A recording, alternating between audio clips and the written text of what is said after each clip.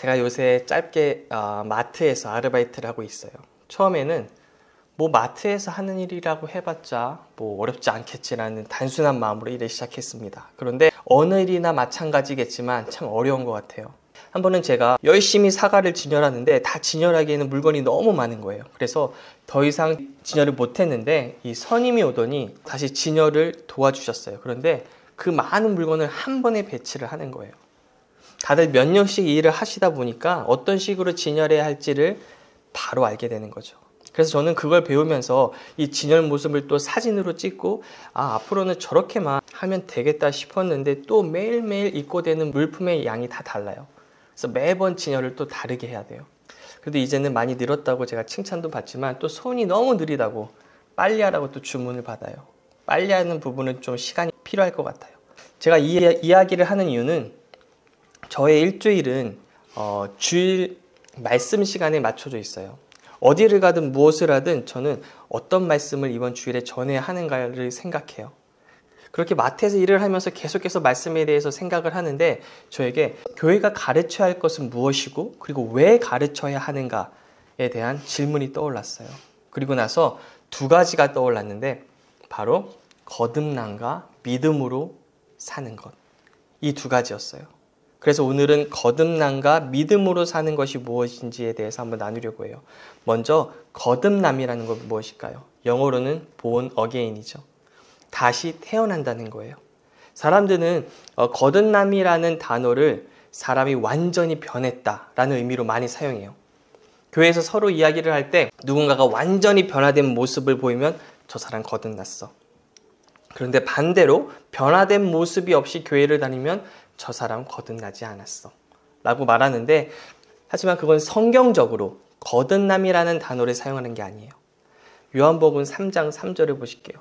예수께서 대답하여 이르시되 진실로 진실로 내게 이르노니 사람이 거듭나지 아니하면 하나님의 나라를 볼 수 없느니라. 그래서 거듭은 헬라어로 아노덴이란 단어예요. 그런데 이 아노덴이라는 단어는 여러 뜻이 있는데 첫 번째 뜻이 위로부터예요. 즉 하늘로부터, 하나님으로부터라는 뜻이에요. 그리고 두 번째 뜻은 처음부터, 그리고 세 번째 뜻이 다시라는 의미가 있어요. 그런데 예수님은 몇 번째 의미로 이걸 사용하셨을까요? 첫 번째예요. 위로부터라는 의미로 사용하신 거예요. 요한복음 3장 31절을 보실게요. 위로부터 오시는 이는 만물 위에 계시고, 여기서 바로 위로부터라는 단어가 같은 헬라어 단어인 아노덴이라는 단어예요. 그래서 예수님이 말씀하신 거듭남이라는 건 우리가 흔히 이해하는 저 사람 완전히 변했어, 변화됐어 그런 말이 아니라 위로부터 태어났어의 의미예요. 거듭은 위로부터, 남은 태어남을 말하죠. 바로 위로부터 하나님께로부터 태어난다는 말이에요.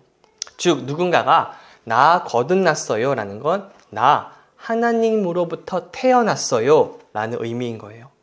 그런데 니고데모는 이 말을 어떻게 이해했나요?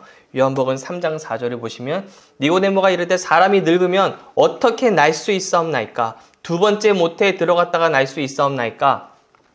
바로 세 번째 사전적 정의로 이해한 거예요. 아니 예수님, 사람이 어떻게 다시 태어날 수 있습니까? 이렇게 말하는 거죠. 이 니고데모의 질문에 예수님은 어떻게 대답하시나요? 요한복음 3장 6절이요. 육으로 난 것은 육이요 영으로 난 것은 영이니 내가 내게 거듭나야 하겠다 하는 말을 놀랍게 여기지 말라. 여기서 주목해야 할 것이 요한복음 3장 6절이에요. 육으로 난 것은 육이요 영으로 난 것은 영이라는 게 무슨 말일까요? 한번 쉬운 성경으로 볼게요. 사람이 육체적으로는 그의 부모로부터 태어났지만 영적으로는 성령으로부터 태어난다. 그러면 하나님의 영이신 성령으로부터 태어났다는 게 무슨 뜻일까요? 이 말씀 보세요. 요한복음 4장 24절. 하나님은 영이시니 예배하는 자가 영과 진리로 예배할지니라. 보세요. 하나님은 영이세요. 저와 여러분처럼 사람이 아니시기 때문에 육체가 없으세요. 그래서 어떤 설교자는 이렇게 또 표현하셨어요. 개에게서는 개가 태어나고 고양이에게서는 고양이가 태어나고 사람에게서는 사람이 태어나는데 영이신 하나님에게서는 육이 태어나는 것이 아니라 영이 태어난다고요. 이 말은 다른 말로 하면 성령님이 내 안에 오셔서 내 영이 완전히 새로워진다는 거예요. 그런데 이걸 또 다른 관점으로 볼게요. 태어난다고 하니까 무엇이 생각나세요? 바로 자녀라는 게 떠오르죠. 요한복음 1장 12절이요. 영접하는 자, 곧 그 이름을 믿는 자들에게는 하나님의 자녀가 되는 권세를 주셨으니. 영접한다는 게 무엇인가요? 말씀에서 바로 설명하죠. 곧 그 이름을 믿는 자들에게는. 믿는 것이 영접하는 거예요. 그런데 무엇을 믿나요? 예수님의 이름. 예수님의 이름은 구원이란 뜻이죠. 다시 말하면 예수님이 나를 구원해 주시는 구원자라는 걸 믿는다면 그 사람은 하나님의 자녀가 된다는 거예요. 자, 이제 마지막으로 정리해 볼게요. 거듭난다는 건 위로부터 태어나는 것이고 그건 내 영이 성령으로부터 태어난다는 의미예요. 내 영이 새로워지는 걸 말해요. 그리고 그건 또 다른 말로 하면 하나님의 자녀가 되었다는 뜻이에요. 그러므로 거듭났다는 건 우리가 교회에서 보통 생각하는 것처럼 어떤 사람이 변화가 되었나 안 되었나를 판단할 때 쓰는 단어가 아니라 예수님을 믿었다면 그 사람은 거듭난 것이고 하나님의 자녀가 된 거예요. 이것이 어떻게 가능해지나요? 오직 믿음으로요. 우리가 거듭나고 우리가 하나님의 자녀가 되는 건 우리의 어떤 행위가 아니라 예수님이 하신 일을 십자가에서 하신 그 일을 믿음으로 오직 믿음을 통해 받을 수 있는 선물이에요. 그런데 제가 왜 마트에서 일하면서 이 거듭난이라는 단어를 생각했을까요? 제가 마트에 오니까요, 새로운 세상이었어요. 모르는 게 너무 많고 하나부터 열까지 다 배워야 됐어요. 그런 것을 배우다 보니 성도님들이 예수님을 믿으면 거듭나고 하나님의 자녀가 되는데 과연 하나님의 자녀로 사는 법을 잘 배우고 있는 걸까? 라는 생각이 들었어요. 왜냐하면 이 하나님의 나라는 세상의 나라와는 전혀 다르거든요. 세상에서는 보고 듣고 만지고 느끼는 것처럼 보이는 대로 판단하며 살아가지만 성경에서 의인은 믿음으로 산다고 하잖아요. 그런데 과연 성도님들이 이 믿음으로 사는 것이 무엇인지 잘 알고 계실까를 생각하게 된 거예요. 그러면 어떻게 사는 것이 믿음으로 사는 걸까요? 우리 고린도후서 4장 13절이요. 기록된 바 내가 믿었으므로 말하였다는 것 같이 우리가 같은 믿음의 마음을 가졌으니 우리도 믿었으므로 또한 말하노라. 우리가 지금 가졌다고 하죠. 가질 것이 아니에요. 그런데 무엇을 가졌나요? 믿음의 마음. 헬라어로 보면 믿음의 영이라고 해요. 즉 우리는 지금 믿음이 있어요. 믿음을 가지고 어떻게 해야 되나요? 가만히 있는 것이 아니라 우리도 믿었기 때문에 또한 말하노라. 또한이라는 말은 영어로 therefore 그렇기 때문에라는 뜻이에요. 우리가 믿었기 때문에 믿음을 갖고 있기 때문에 말하노라. 그 뜻이에요. 믿음과 말하는 것은 묶음이에요. 함께 가는 거예요. 다시 말하면 믿음의 삶은 매우 간단해요. 믿고 있는 것을 입으로 선포하고 말하는 거예요. 우리가 구원을 받았을 때를 한번 생각해 보세요. 어떻게 받았나요? 로마서 10장 9절에서 10절입니다. 네가 만일 네 입으로 예수를 주로 시인하며 또 하나님께서 그를 죽은 자 가운데서 살리신 것을 내 마음에 믿으면 구원을 받으리라. 사람이 마음으로 믿어 의에 이르고 입으로 시인하여 구원에 이르느니라. 이게 바로 믿음이 역사하는 모습이에요. 믿고 말하는 거예요. 예수님이 십자가에서 나를 위해 하신 그 일을 믿고 그리고 예수님이 나의 구세주가 되십니다. 입으로 고백한 거예요. 그러면 믿고 말하는 게 믿음의 삶이라고 하는데 정말일까요? 모든 것은 성경으로 검증이 돼야 돼요. 성경에서 믿음으로 사는 삶을 완벽하게 산 인물이 누구일까요? 예수님이죠. 예수님의 삶은 이 땅에서 믿음으로 사는 것이 어떤 건지에 대한 표본을 보여주신 삶이었어요. 그 예수님이 특별히 마가복음에서 저와 여러분에게 말로 선포하는 믿음의 중요성을 보여주시고자 하신 일이 있으세요. 바로 무화과 나무를 저주한 사건이에요. 마가복음 11장 12절부터 14절이요. 이튿날 저희가 베다니에서 나왔을 때 예수께서 시장하신지라 멀리서 잎사귀 있는 한 무화과 나무를 보시고 혹 그 나무에 무엇이 있을까에 가셨더니 가서 보신즉 잎사귀 외에 아무것도 없더라. 이는 무화과의 때가 아님이라. 예수께서 나무에게 일러 가라사대 이제부터 영원토록 사람이 내게서 열매를 따먹지 못하리라 하시니 제자들이 이를 듣더라. 그런데 항상 이 부분이 궁금했었어요. 예수님은 무화과 이 때가 아니신데 왜 나무를 저주하셨을까? 무화과 때가 아니면 열매를 맺을 때가 아닐 텐데. 이스라엘에서는요, 중동 지방의 그 독특한 기후 때문에 무화과 나무가 유월절이 있는 4월부터 초막절이 있는 10월까지 5번의 열매를 맺는다고 해요. 예수님이 지금 찾은 열매는 유월절쯤에 나는 첫 열매, 히브리어로는 파게라고 해요. 그리고 그 이후에 맺는 열매들을 테에나라고 한다고 해요. 근데 13절에 테에나의 때가 아니라는 뜻이에요. 그런데 이 시기는 테에나의 때가 아닌 거지 파게, 즉 첫 열매가 열리는 시기였어요. 예수님은 6월절쯤에 맺히는 파게, 즉 첫 열매를 찾으러 가셨어요. 그런데 그 맺혀야 할 첫 열매가 없었기 때문에 나무를 저주하신 거였어요. 다시 이야기로 돌아가서요. 예수님이 어떻게 하셨어요? 나무에 말하셨어요. 믿고 말하는 믿음의 삶을 보여주신 거예요. 그렇게 무화과 나무를 저주하시고 다음 날이 되죠.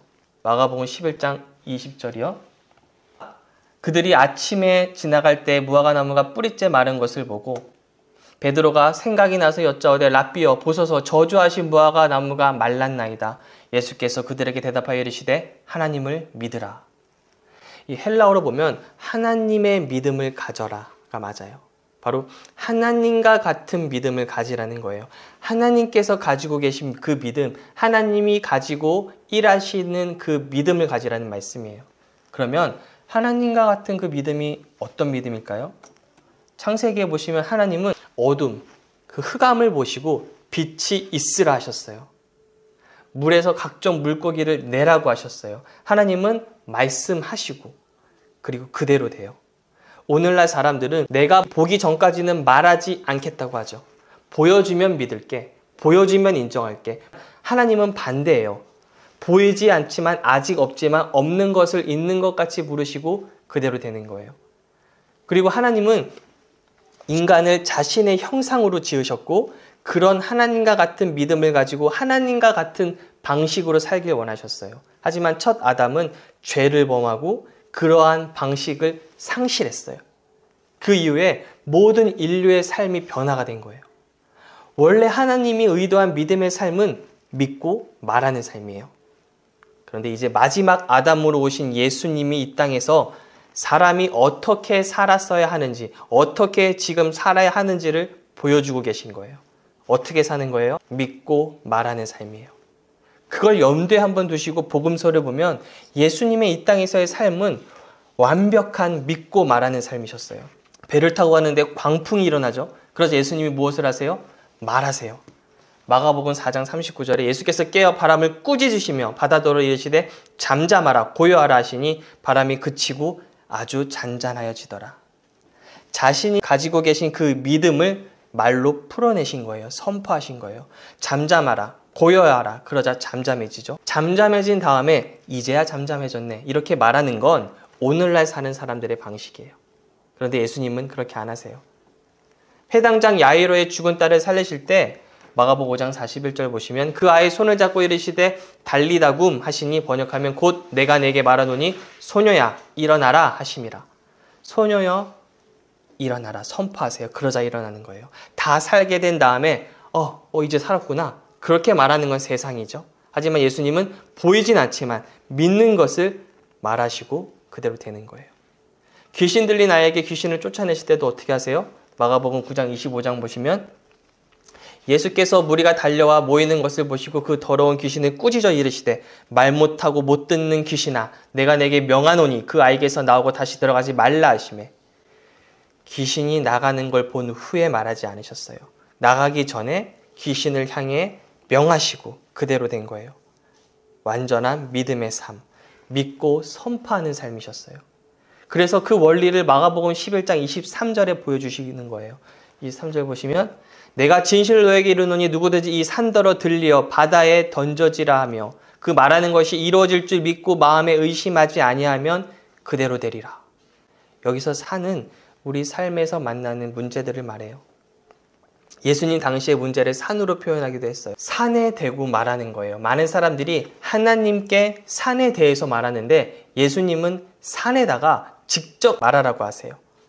하나님께 말하지 말고 산에 직접 말하라고 하시는 거예요. 몸이 아파요. 그러면 하나님 나 아파요 고쳐주세요 보다는 물론 우리가 그렇게 기도해도 되고 하나님이 자비로 그 기도에 응답도 하시지만 하지만 그건 믿음으로 하는 기도도 아니고 믿음으로 사는 삶은 아니에요. 우리가 하나님의 은혜를 알고 믿음의 원리를 알게 되었다면 하나님께 그 질병에 대해서 말하는 것이 아니라 이미 그 질병은 예수님께서 담당하셨으니 이 산인 그 질병에 대해 말하는 거예요. 예수님의 이름으로 떠나가라. 재정에 어려움이 있어요? 고린도후서 8장 9절에 우리 주 예수 그리스도의 은혜를 너희가 알거니와 부요하신 이로써 너희를 위하여 가난하게 되심은 그의 가난함을 말미암아 너희를 부요하게 하려 하심이라. 재정의 문제를 하나님께 말하는 것이 아니라 그 산에 직접 말하는 거예요. 예수 그리스도의 이름으로 재정의 결핍은 내 삶에서 떠나갈지어다. 이렇게 하면 할수록 우리는 하늘 아버지처럼 예수님처럼 이 땅에서 살게 되는 거예요. 누군가는 이렇게 반응할 수 있죠. 제가 지난번에도 말했지만 그게 뭔가요? 내가 원하는 걸 말하고 선포하면 그걸 하나님이 이루어주고 무슨 하나님이 램프의 요정도 아니고 우리의 소원을 들어주고 이렇게 비판을 하죠. 하지만 우리 그리스도인들은 그런 사람들이 아니죠. 나는 이걸 원해. 내가 원하는 소원을 하나님께서 이루어주실 거라고 믿으면서 계속 입술로 고백하면 이루어주시겠지? 내가 계속 믿음을 가지고 있으면 이루어지겠지? 이건 세상이 말하는 긍정의 힘이죠. 세상이 말하는 그 뉴에이지적인 믿음의 힘이에요. 우리의 믿음은 그게 아니에요.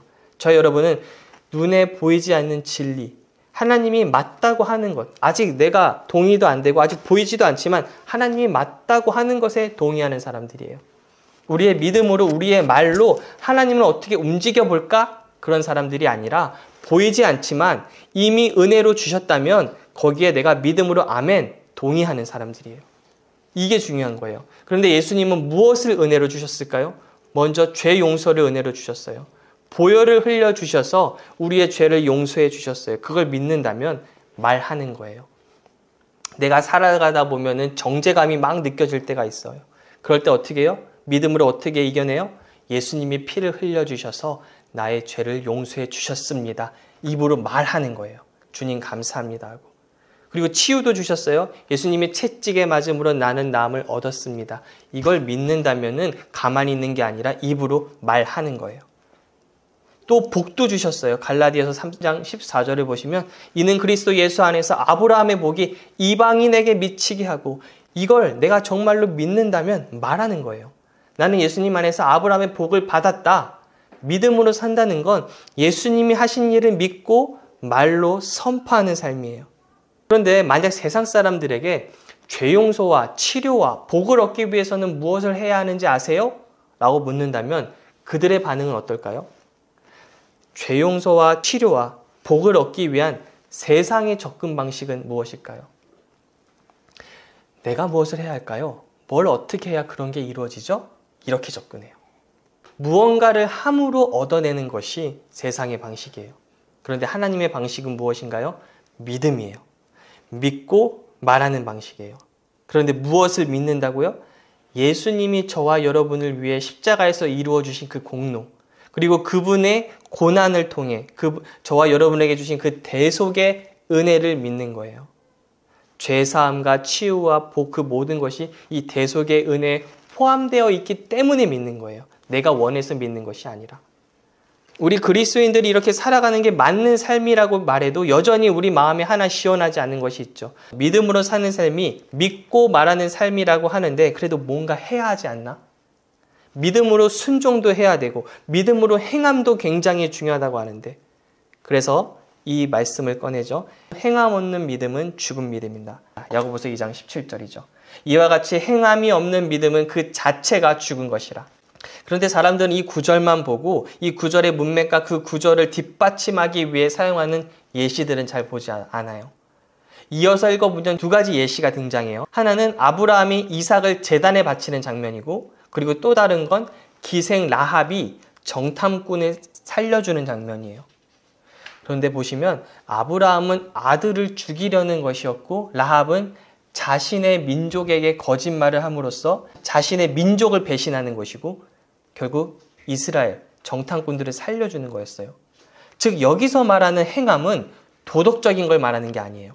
많은 사람들이 행함 없는 믿음을 이야기하면서 거룩하게 살고 의롭게 살고 바르게 사는 걸 말하는데 하나님은 그것과 전혀 관계없는 두 가지 사건을 가지고 우리에게 지금 말씀하시는 거예요. 그러면 아브라함이 아들을 바칠 때 하나님께 의롭다고 인정을 받았을까요? 야고보서 2장 21절부터 22절이요. 우리 조상 아브라함이 그 아들 이삭을 제단에 바칠 때에 행함으로 의롭다 하심을 받은 것이 아니냐? 내가 보거니와 믿음이 그의 행함과 함께 일하고 행함으로 믿음이 온전하게 되었느니라. 이 구절을 가지고 아브라함이 이삭을 바칠 때 의롭다 하신 거 아니냐고 말을 하죠. 그런데 아니에요. 아브라함은 아들을 바치기 오래전에 아들이 태어나기도 전에 하나님은 아브라함을 의롭다고 하셨어요. 창세기 15장 보시면 하나님이 아브라함에게 별을 보여주면서 너의 자손이 이와 같으리라 말씀하시자 아브라함이 그것을 믿고 의롭게 되었어요. 아브라함이 여호와를 믿으니 여호와께서 이를 그의 의로 여기시고 또 로마서 4장 2절부터 3절이요. 만일 아브라함이 행위로서 의롭다 하심을 받았으면 자랑할 것이 있으려니와 하나님 앞에서는 없느니라. 성경이 무엇을 말하느냐? 아브라함이 하나님을 믿음에 그것이 그에게 의로 여겨진 바 되었느니라. 아브라함이 하나님을 믿자 그리 의롭다고 하셨어요. 이 사건은 이삭을 낳기 훨씬 전의 일이에요. 그래서 이 의롭게 된 사건은 하나님 앞에서 의롭게 된 사건이라고 말할 수 있어요. 그리고 그 이후에 이삭이 20년에서 30년 후에 제단에 바쳐지는데 그 이삭을 바친 건 바로 사람 앞에서의 의로움에 대한 거예요. 그래서 야고보서 2장 18절 보시면 어떤 사람은 말하기를 너는 믿음이 있고 나는 행함이 있으니 행함이 없는 너의 믿음을 내게 보이라. 나는 행함으로 내 믿음을 내게 보이리라 하리라. 하나님은 저와 여러분의 믿음에 있고 없음을 아세요. 하지만 사람은 믿음이 있고 없음을 어떻게 아나요? 행함으로요. 보이는 행함으로. 사람의 판단은 이 마음을 보는 것이 아니라 행위를 봐요. 그리고 판단해요. 하지만 하나님은 이 안을 보세요. 이 안에 있는 믿음을 보시고 믿음이 있는 자를 의롭다 여기세요. 그래서 이 야고보서가 말하고자 하는 게 무엇일까요? 만일 우리에게 하나님이 보신 그 믿음이 있다면 그리고 계속해서 그 믿음 가운데 살아간다면 멀지 않은 미래에 모든 사람이 알게 되는 하나님을 위한 의로운 행함이 나올 거라는 뜻이에요. 라합도 정탐꾼을 구해주기 훨씬 전에 믿음을 가지고 있었어요. 여호수아 2장 9절부터 11절이요. 말하되 여호와께서 이 땅을 너희에게 주신 줄을 내가 아노라. 우리가 너희를 심히 두려워하고 이 땅 주민들이 다 너희 앞에서 간담이 녹나니 이는 너희가 애굽에서 나올 때 여호와께서 너희 앞에서 홍해물을 마르게 하신 일과 너희가 요단 저쪽에 있는 아모리 사람의 두 왕 시혼과 옥에게 행한 일 곧 그들을 전멸시킨 일을 우리가 들었음이니라. 우리가 듣자 곧 마음이 녹았고 너희로 말미암아 사람이 정신을 잃었나니 너희의 하나님 여호와는 위로는 하늘에서도 아래로는 땅에서도 하나님이시니라. 라합도 정탐꾼을 구해주기 전에 이미 하나님이 어떤 분이신지에 대해서 들었어요. 믿음은 들음에서 나오게 되죠. 듣고 믿게 되었고 그 믿음의 결과가 지금 나타난 거예요.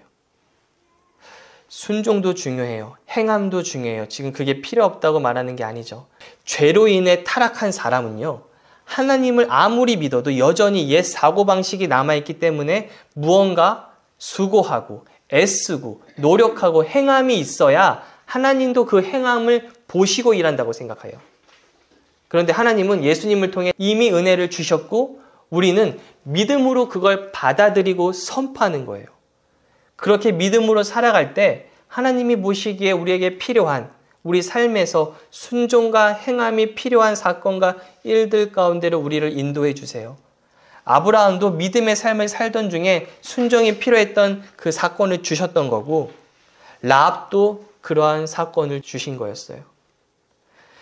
믿고 말하는 삶이 순종보다 먼저예요. 하지만 마귀는 어떻게든 우리가 믿고 말하는 삶이 아니라 행함이 중심이 되는 삶으로 우리를 계속해서 푸시해요. 거룩하게 살아야지. 세상의 자랑, 안목의 자랑, 그 많은 유혹들을 이겨야지. 아브라함처럼 아들을 바칠 정도로 순종해야지. 틀린 말이 있나요? 하나도 없어요. 하지만 사람이 이런 이 행위 중심의 삶을 살게 되면 우리의 믿음의 생활은 자유함이 없게 돼요. 종교적 속박에 갇혀버리게 돼요. 다시 말하지만 순종이 필요 없고 중요하지 않다는 게 아니에요. 제가 말씀드리는 건 우리가 믿음의 삶을 살아갈 때, 즉 믿고 말하는 삶을 살아갈 때 순종은요, 열매로 나타나는 거예요. 말씀을 마치겠습니다.